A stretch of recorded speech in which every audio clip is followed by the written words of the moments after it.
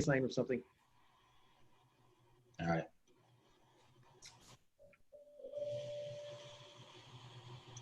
All right.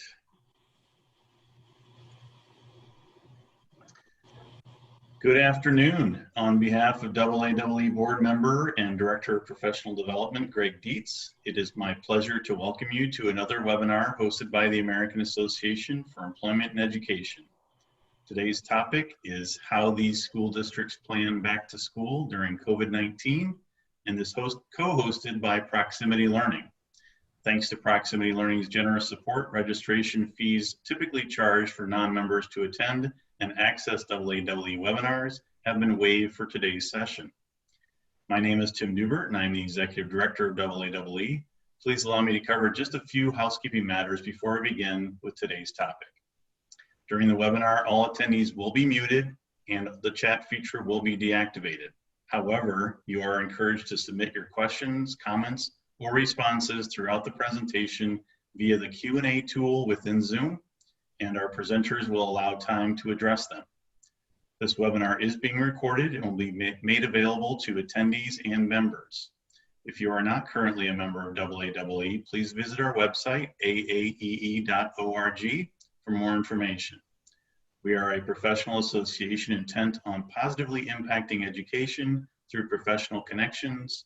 Related to that mission, we connect the three critical groups involved with the preparation, recruitment, and retention of pre-K through 12 educators: university professionals and others who prepare educators, school system professionals and others who recruit and hire them, and of course, educator candidates themselves. We offer annual publications such as the Job Search Handbook for Educators.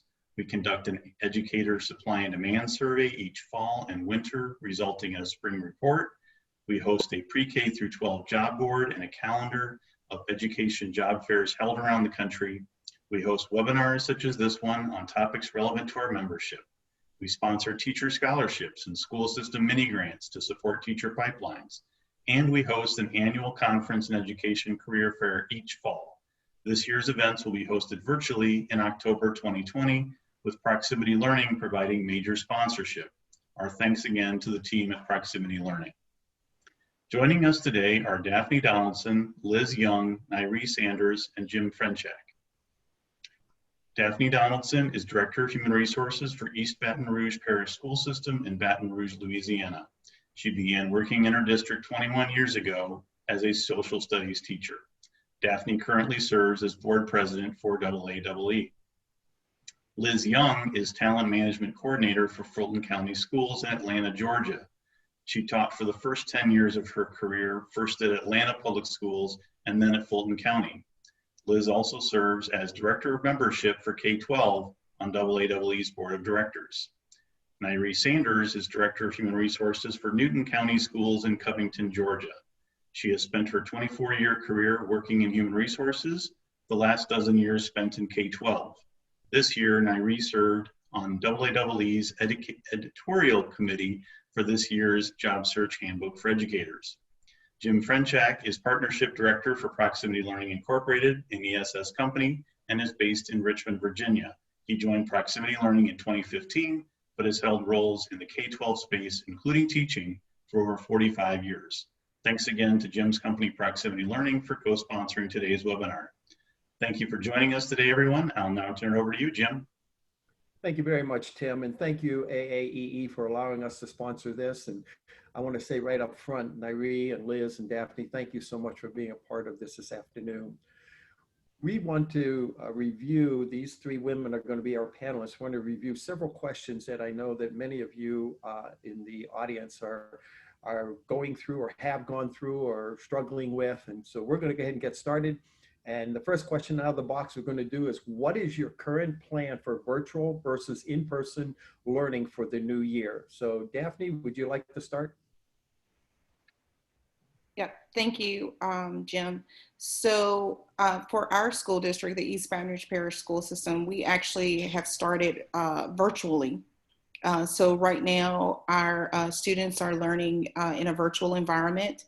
The plan is to reassess after Labor Day to determine whether or not we will move into a hybrid environment, an AB schedule. And our intent is to bring back our younger children, the elementary students, before we bring back the older students. So we're going to try to bring those students back first. So right now, that is how we are actually, that's our actual plan at this point. But it may change, and we've learned change is a major piece of this whole thing. That's great. Absolutely. Liz? So very similar to Baton Rouge, and that is we are in virtual learning. So we're calling it universal remote learning. All of our students are engaged from home. We do have a plan to phase back in. It's based on a matrix, based on community spread, data numbers for when it's safe to do so. And similarly, it will start with those younger students, focusing on pre-K through second grade first, as well as some of our special needs students that really do need to come in and have that face-to-face instruction. Okay, Nyree? Good afternoon. I would say our plan is probably somewhat of a combination of what both ladies talked about. We actually don't start with students until September 8th, but when our students do report back, we will start with self-contained special needs students in the buildings. Other than that, everyone else will be phased in over time. And we hope to have any students who chose in person back in the buildings by maybe the middle of October, but that is truly based on what happens with the data related to cases. And hopefully, if all goes well, we'll see more students who chose in person back in the building by October. Very good. So you're going to start in another week and a half or two then, correct? Yes, yes. Liz, when did your schedule start, and what does it look like today? Are the students going like the regular school schedule, or what's the schedule look like? So our schedule is going to be based on age level. So our younger students have a different schedule, a different number of hours that they're online than our middle school students. But it's all synchronous instruction. They're logging in, they have a morning meeting, and they have those, math time or reading time. Middle school and high school are really following a very kind of traditional schedule, almost like they're in the building. They're logging into all of those classes every day. Okay. Are they going the full scheduled day if they were attending full time in the brick and mortar? At this time they are. There has been some feedback that schools are looking at. That is a long day online for an 8th grader to be on there in class periods from 9 to 4. Is a lot, even when teachers obviously hopefully aren't lecturing that full time. But some schools are taking feedback to adjust that and maybe utilize some asynchronous instruction. The trick is to still have that schedule be aligned to the school day schedule so that when we do return face-to-face, it kind of is a smooth transition. Very good. Daphne, what's your schedule look like? When did you start back to school? We started back on August 10th. Our employees returned on August 3rd. And so we're very similar. We've given some autonomy to our principals, but the school day pretty much looks like the regular school day for elementary, middle, and high school students. So the schedule is very similar, and we have gotten some feedback. And so one of the things that we've encouraged our teachers to do is to do a 20-20-20 type of thing, where the students are not actually looking at the screen for just straight long periods of time, but we're being mindful of the impact of the blue light from the computer screen. And so we have a great educational technology department that has worked with our teachers to help them figure out taking instruction that's normally face-to-face and moving it into a virtual environment, but also maintaining quality instruction, but being mindful of the technology and the impact it has on students. Very good. So Nyree, you start in a couple of weeks. These two ladies have already started. What are you looking to do as a schedule when your students come back? Are they coming back for the full time? Are they going to, what's it look like? We do have schedules that we put in place for each level of student grade span. And so what we're planning on doing is, and again, it is subject to change, but this is the plan we have in place today, would be for elementary level students to have school Monday through Friday, their regular school schedule, except for Wednesdays. It would be a modified day where the second half of the day would be, they would be finished for the day, and the teachers would have professional learning and do any types of student and parent conferences they need to do on Wednesdays.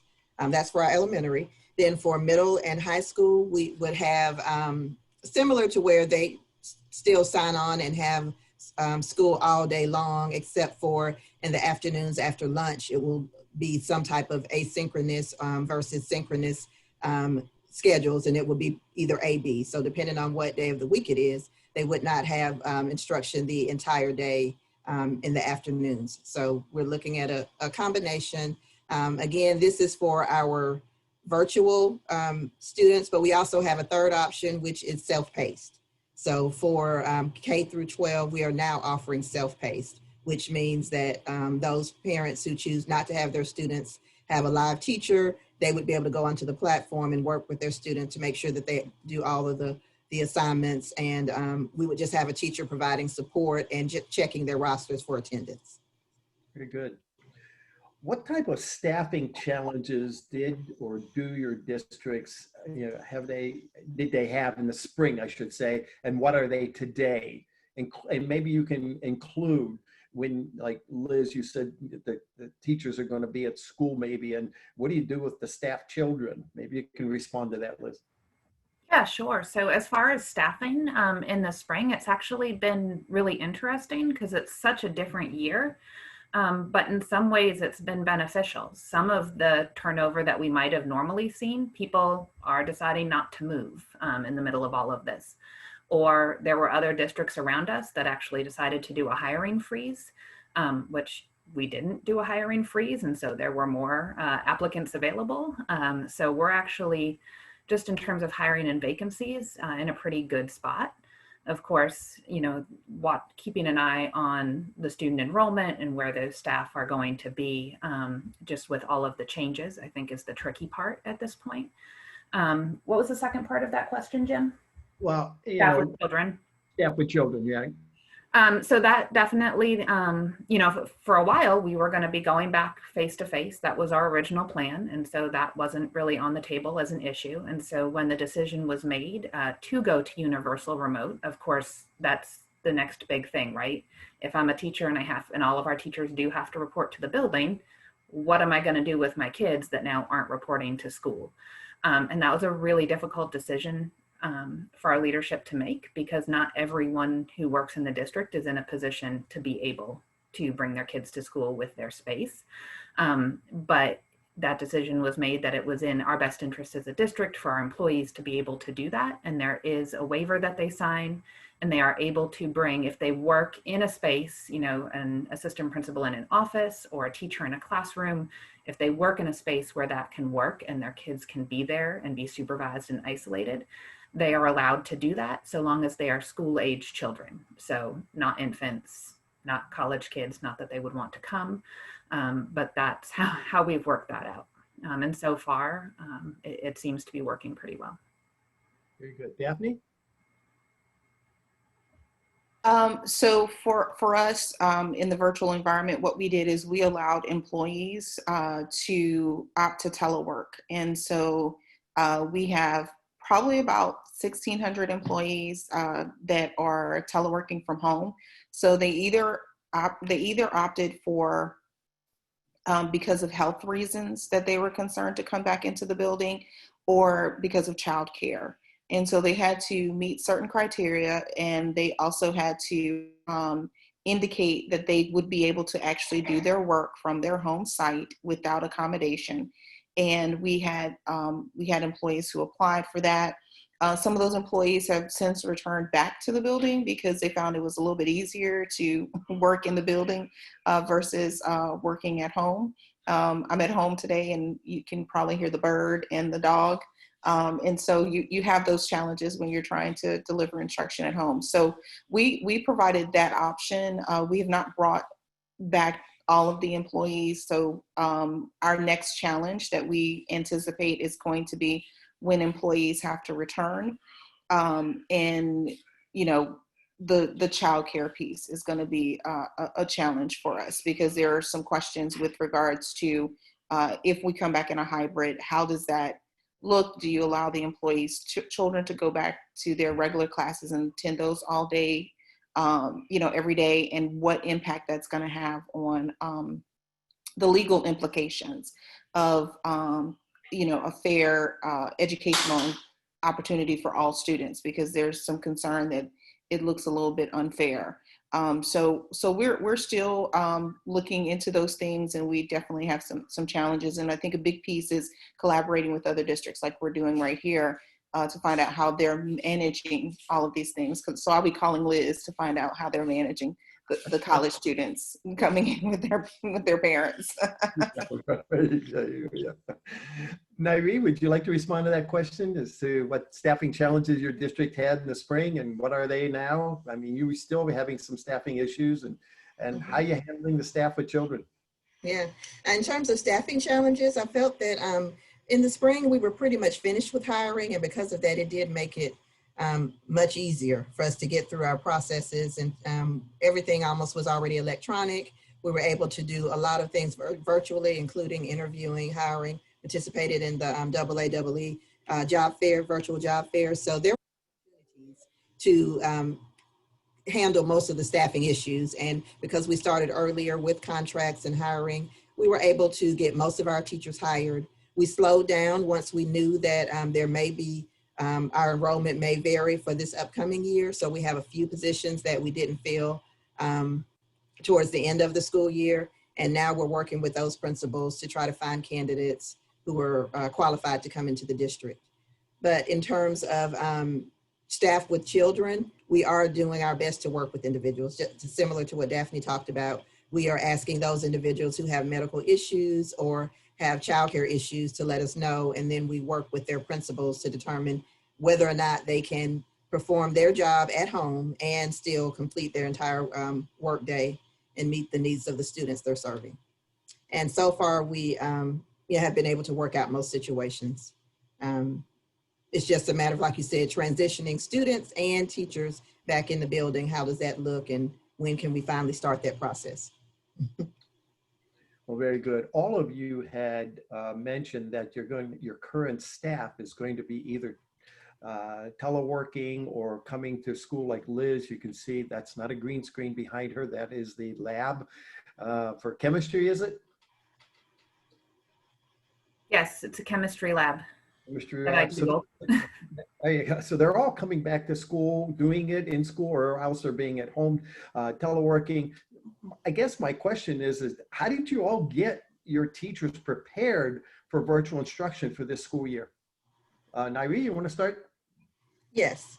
In terms of virtual instruction, we have been really trying to provide that to teachers even when they were at home working remotely in the spring. So we've been doing lots of professional learning in the spring. This summer already, we worked with our technology team who created lots of professional learning to share with our teachers. And we came back at the beginning of the year with pre-planning and set up a full day of professional learning for our teachers, paraprofessionals, administrators, and instructional coaches. We're calling it a vision of virtual excellence. And it's really the Newton County School System way of providing virtual instruction to our students. And the goal is just to continue to make sure that we allow professional learning time for our teachers, even when students come back. But we really have had a lot more time because we pushed our student report date back to September 8th. We cut 10 days off of our student calendar. And so now what we've had is pre-planning since August 14th. Teachers have been in the building. And so they will continue to get professional learning until students report on September 8th. And it's been very beneficial for them to have this time to plan together and to really get a chance to troubleshoot what they know will be issues. We're already dealing with issues with Zoom and technology and trying to get those things, work through those kinks now. Okay. Daphne, would you like to respond? How did you get the virtual instruction and the teachers prepared for that for this school year? Yes, so Jim, one of the major things, just like Nyree, we had to do a lot of PD. We had already instituted a lot of stuff with Google Classroom, and we've been doing Google training for several years. Again, we have a great ed tech department in our district that has been pushing that information out, Canvas and stuff like that. One of the interesting things is that, like most of us, you get the training and then you don't really do anything with it. So some of our teachers and some of our employees had not really touched it since they did the training and got the little certifications. And so this was a great opportunity for them to really go back and relearn some of those things. And so we spent a lot of time this summer and, in the spring and just before school started with PD, and we offer continuous PD for those employees. We also had to really rethink and start training our operational people, because many of them did not have the skill set or knowledge to understand how to take their job that was based in a building and move it to a virtual environment. And they didn't have the technology and the training. So we've spent some time working with our executive secretaries, clerical staff, support staff, all of our departments, just trying to get them prepared for this change and this the new stuff. So it's been a challenge, and we know that we're going to have to continue to provide that challenge. And another piece was training students and parents on this new normal that we're in. And so providing that level of support. And one of the things we started this past weekend that we actually have to stop because we have a hurricane coming was a community support team that goes out to the public libraries and works with families on connectivity and how to use the different systems at home so you can have some one-on-one kind of assistance. Definitely, it's very good. I don't hear the dog, but the bird's music is great. Thanks. Liz? So we also had a little bit of extra time for professional development. Our teachers started on August 3rd and our kids started on August 17th. And so we had 2 weeks to really, get as much PD to those teachers as possible and allow them to plan to change their instruction. One of the biggest things for us was to get everyone really proficient on Microsoft Teams, which we've had for a little while now. We had it in the spring, but we had several schools that were still utilizing Google Classroom and Zoom. And, it's great to have some choice out there, but oftentimes for a district to just support one platform and have parents just have to use one platform works out much better. So a lot of that time was spent really just teaching teachers how to utilize and leverage those tools in Microsoft Teams. Very good. And it may be a similar answer, and if it's a simple answer, just say so, but you obviously are hiring new teachers this year, and with teachers coming out of universities and colleges, oftentimes when I taught, and this was many years ago, of course, and we were using Slate back then instead of computers, but you don't want to stand and deliver. You want to be engaging with the students. What kind of orientation did you do for new teachers? Liz, you want to respond? Sure. So we were able to do, utilizing Microsoft Teams, a virtual orientation for teachers. And we usually call it New Teacher Celebration. It's usually in person and it's a big deal, and we feed them and give them goodie bags, and we couldn't do all of that. But they tried to make it as engaging as possible, also shortening that time span, because to your point, those teachers, they don't want to be there online watching presentations all day long. So I think we got them, just what they needed to get them acquainted with the district and to welcome them and celebrate them. We were able to still do some raffling and sending them the prizes later. And then, most of the more getting acquainted with the district professional development came in those next 2 weeks. Gotcha. Yeah, Nyree? We actually, we are a Zoom district now. And so our new teacher orientation was delivered via Zoom, but we actually had the new teachers report to their building. So they were able to go to their building, social distance. There were packages delivered to each new teacher so that they would have what they would need in order to start working on their classrooms. Principals did a few things to, make them feel like they were being onboarded and welcoming them to their school. And most of the training, similar to what we talked about, has just been focused on virtual instruction and the expectations around what their work would look like. And it was fairly successful. Most of our teachers were able to participate, and that usually isn't the case. We usually have lots of issues with scheduling issues, but we were able to work through all of that, and those who did not come to the building were able to log in and get the orientation that way. Okay. Daphne? So we did something similar to Fulton. We had a virtual new teacher orientation, and we did that through Teams, and it was a half-day event for 3 days, and they had a bunch of breakout sessions that they were able to attend, and it was a really big collaboration with multiple departments within the district, as well as external vendors and organizations to provide support. And so we tried to make it very exciting. Again, normally we do the big thing like everyone else, you know, you try to just make it sweet and wonderful and happy, but we did the same thing. And the cool thing about this is that everything was recorded.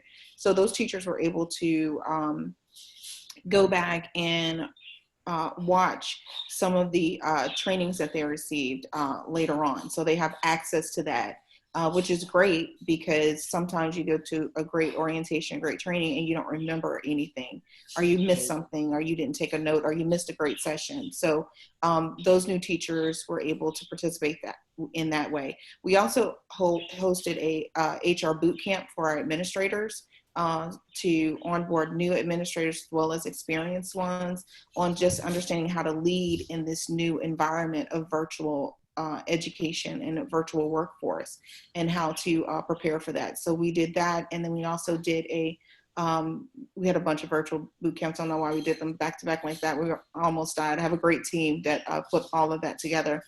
But we also hosted a operational support boot camp for clerical and support employees. So we tried to make sure that everyone kind of understood the new roles and the new normal of possibly working from home, rethinking work. And that's what we kind of focused it on. In my travels and virtually traveling, and talking to a number of districts across the East Coast where I do most of my work, I hear a lot of concern about what kind of technology is at home for the students. Can you respond? Maybe Liz, you can start. What kind of technology and what kind of issues are there as far as like internet access and the like? Yeah, absolutely. And I'll actually start in the spring when, you know, it was all of the sudden we were doing this. Our middle and high school students were already one-to-one. So all of those students already had a district device that they were able to bring home. And immediately the district started rolling out getting devices to elementary students, focusing with the older grade levels or more need-based first. Of course, as you mentioned, internet access is the next biggest thing. So when you roll out devices to kids, they have to have internet access too. So this round, and a lot of what we did in the spring was not the synchronous instruction for that reason. There was much more asynchronous instruction. Students that didn't have access received packets.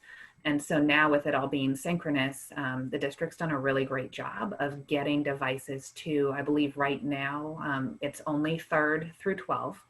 And that our younger students will be able to get devices after Labor Day.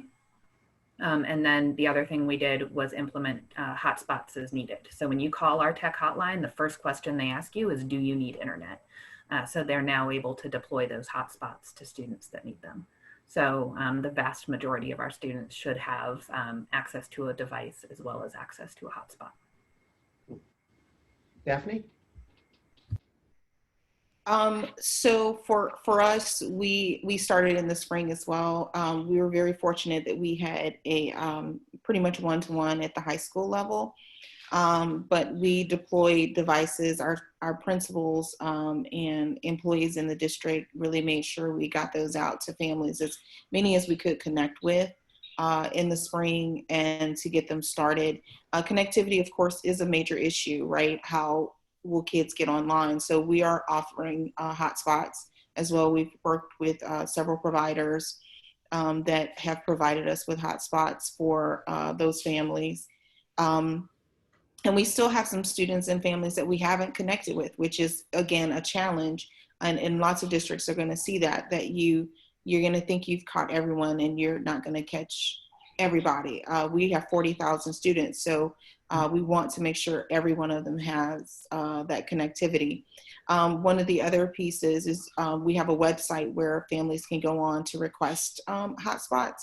And we also have open Wi-Fi on our campuses. So in the spring, what we did is we opened up the campuses and families could come and park in the parking lot and actually access Wi-Fi there.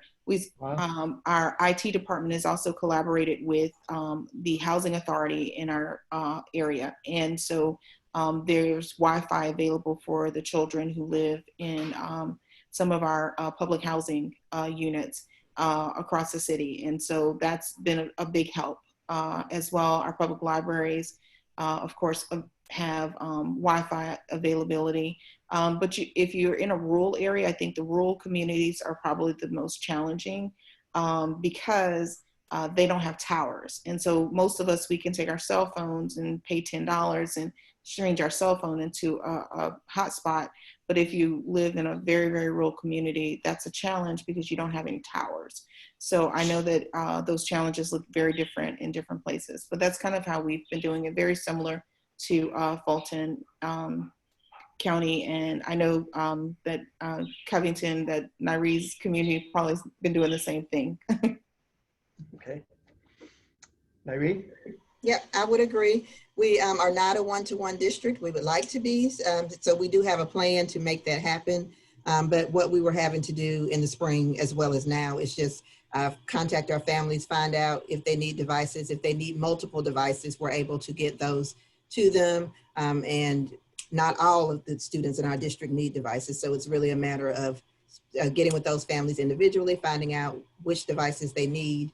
We're offering the iPads for our younger students and then Chromebooks for older grades, and also the mobile hotspots as well. It's just been a challenge getting enough technology for all of the students who need it. And then for those individuals, like Daphne said, who live in rural areas, trying to troubleshoot other options for them when they don't have the internet bandwidth that they need.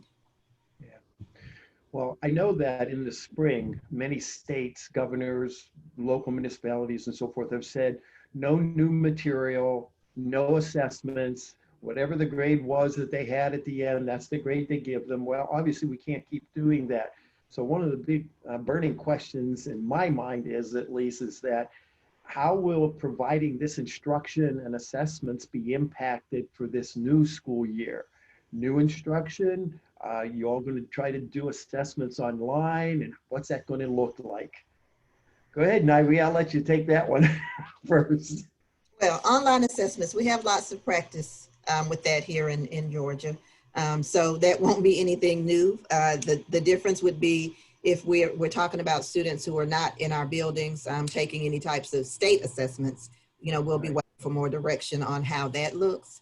But in terms of the formative and summative assessments that our teachers would typically do, they are planning to do that. They want to be able to check for understanding as needed and just find creative ways of being able to assess students virtually. And I want to hear from other districts. We want all the ideas we can get when it comes to assessing our students because they will need a lot of it, especially considering the huge gap in time since they got real consistent instruction starting back in March. Sure. Okay. Daphne? So I'm going to say ditto. No, really, seriously, that is a big challenge. And for our state, one of the burning questions for HR is our employee evaluations, because it's 50% student performance, 50% observation. And so the observation model that is currently designed within the statute does not really fit the virtual environment. So those are some challenges that we are working out with our local Department of Education to assess. So you've got assessments at multiple levels, right? You have not just the student assessment challenges, but you also have the employee assessment challenges for evaluations, because in many states it's actually tied to certification. Exactly. So we've got to we're still trying to figure that piece out. Now, one of the things that we did over the summer is we had Strong Start. Our state funded a comprehensive summer programming where we were able to deliver instruction to families and students who wanted to sign up. And so we had a good number of students that participated. It also was a great practice run for our teachers and for staff to figure out kind of any of the issues and topics, that we need to work on. And it really allowed us to drive kind of the direction that we were going to go in for the beginning of this school year. The challenge, just like Nyree said, is really based on if we're having to stay virtual and having to do those assessments, those major assessments, state testing from home, and how does that look? Now, companies and organizations have been doing it for years. We just haven't been doing it in K-12 ed, but we anticipate, like anything else, we'll figure it out and work it out. It'll be bumpy in the beginning, but we will figure it out. Very good. Liz? Very similar to Nyree and Daphne, as far as state assessment for students as well as teacher evaluations. I'm sure we'll be hearing more about that. As far as school-based student assessment, that's going to happen virtually as long as we're in that virtual environment. And our superintendent has said grades are going to count. So I don't know exactly, what that will look like, but it's happening because the teachers need to assess the students and ensure that they're learning the material. Good. Well, Tim, I've known for a long time, and for him to be this quiet is quite amazing to me, at least. So I know, Tim, you have a burning question on your mind. Go ahead. I do have a burning question. First, I just want to give a shout out to Pat Huggins, who's with us as an attendee, and she gives a shout out to Nyree, thanking you, Nyree, for mentioning that you're providing multiple devices for families. She thinks that's a really important point to be made, so thank you for that. So my question to the panel is, are you seeing any themes in terms of skills gaps for either new and or veteran teachers when it comes to the differences between traditional teaching and virtual teaching? I assume there's lots of individual cases, but you certainly can speak to those, but wondering also if there's just some general themes that you're seeing when you talk about earlier, you talk about professional development, those needs. I'll start in just saying that in terms of gaps, I think the biggest difference will be the types of technology that veteran teachers have been exposed to versus our new teachers out of college. They've actually been on these platforms. They have taken coursework that would help them to use the platforms much better than our veteran teachers. So they do need more. They do need more training. But I think in terms of level of comfort, it's the same regardless of the age of the teacher, just because they went into this profession to teach students live in person. And so not being able to do that is I don't know if there is a way to give them the skills they need to do it, because none of our teachers are really comfortable doing that when they are expecting to start off the year with a classroom of students in front of them. But in terms of technology, we do see that our veteran teachers, it just takes them a little bit longer to get the hang of some of the new technology that they haven't been exposed to before.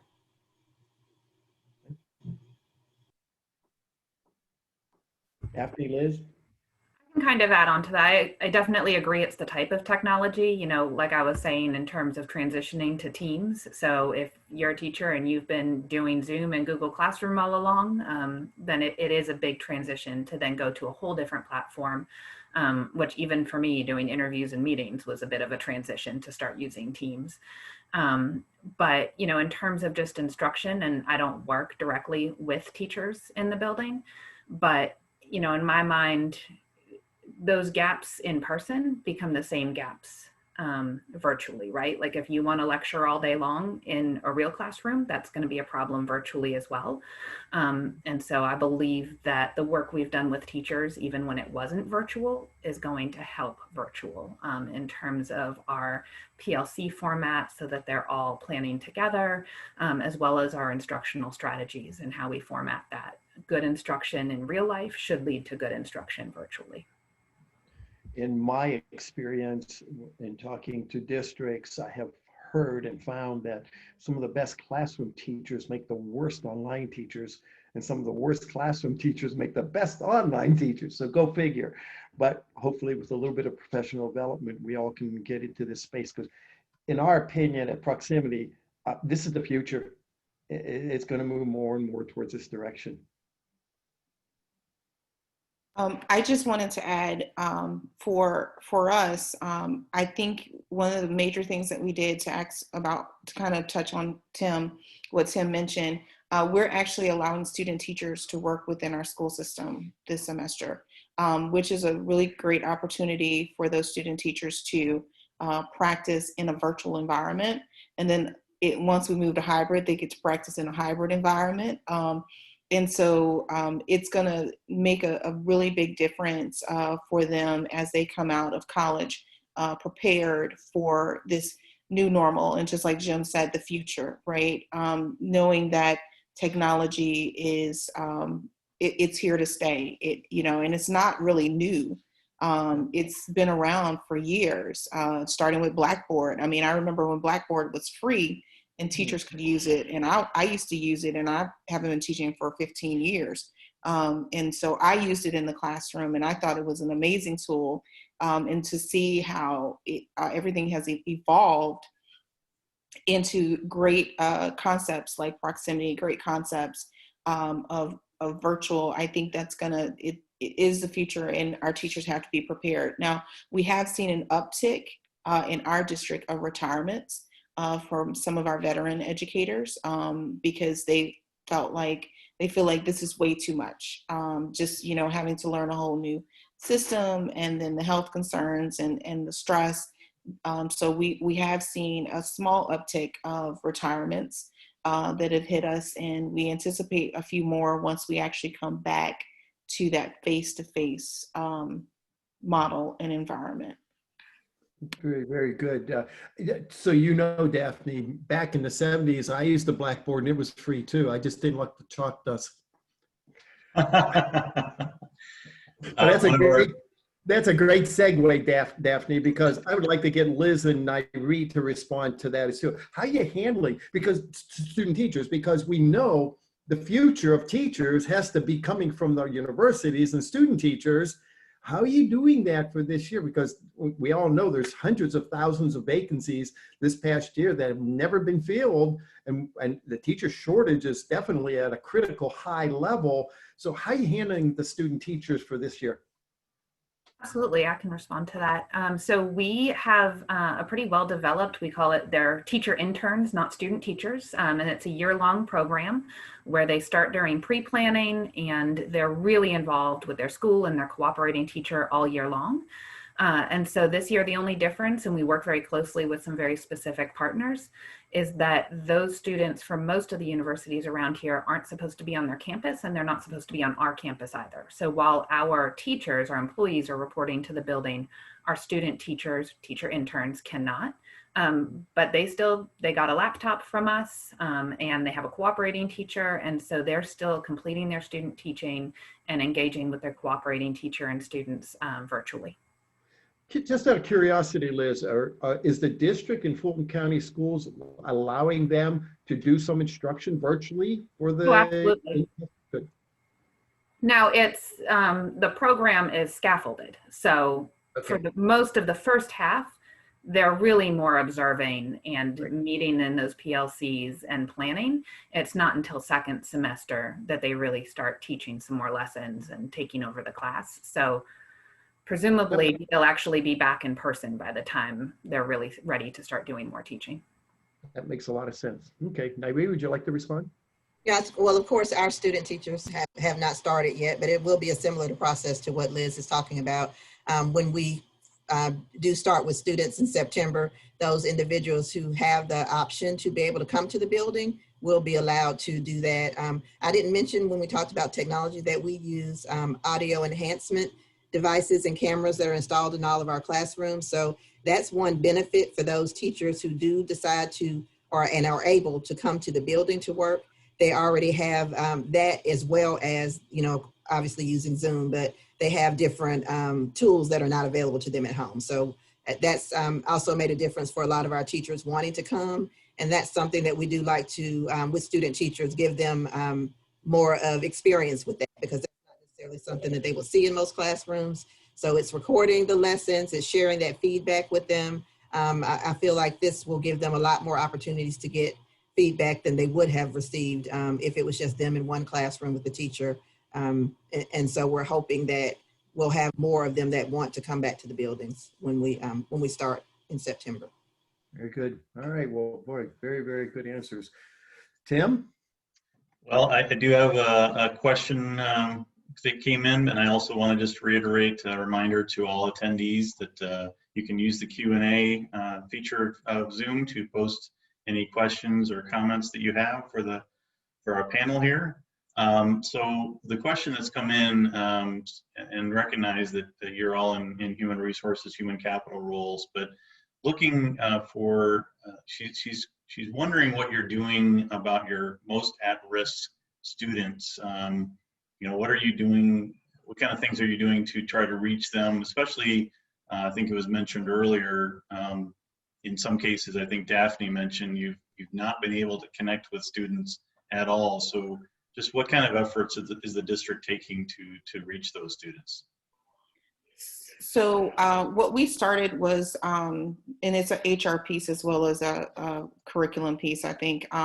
We started a community support team, and it's made up of paraprofessionals that work in our district. So it's kind of a career ladder opportunity for these paras who may be interested in becoming teachers or pursuing degrees in social work or anything like that.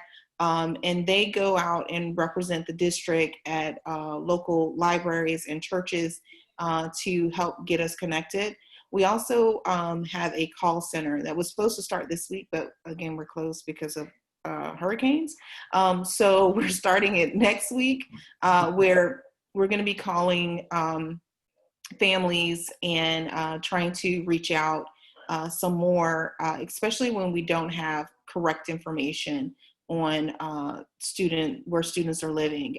So we're going to be calling their emergency contacts, and we're going to use a call center to do that. So we will use some of those paras to do that. So we call it kind of a repurposing of employees so that they can do some different things in this new environment. Because many of them might not be needed as much while we're in virtual. So this is, I believe in getting work out of everybody. So this is an opportunity for them to show their talents.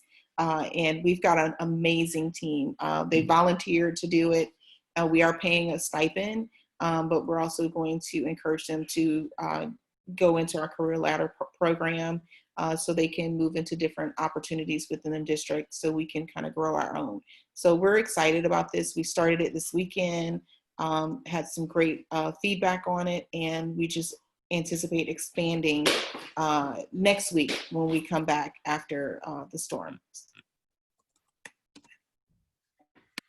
Well, very good. Well, thank you, ladies, very much. I really appreciate it. It's been so informative and very, very helpful. I appreciate the opportunity of being able to host this with you all. Yeah, thank you all so very much. I haven't seen any other questions come in, so I think we'll go ahead and wrap. I want to again thank you all, Jim, Nyree, Liz, Daphne, for sharing your experiences and insights about a particularly challenging start of the school year. You and your colleagues are clearly working very hard to provide the students and families of your districts with an excellent education program. Also want to again shout out to Proximity Learning. If you want to learn more about Proximity Learning, visit proxlearn.com. And oh, maybe I got a question coming in here. Oh, just a thanks coming in from the gallery. So I also want to thank all attendees for joining us today. I hope you'll consider joining us again on September 15th when we host a presentation and discussion on the topic of lessons learned from teachers' experiences during COVID-19. Please enjoy the rest of your day, everyone. Thank you all. Thank you. Thank you.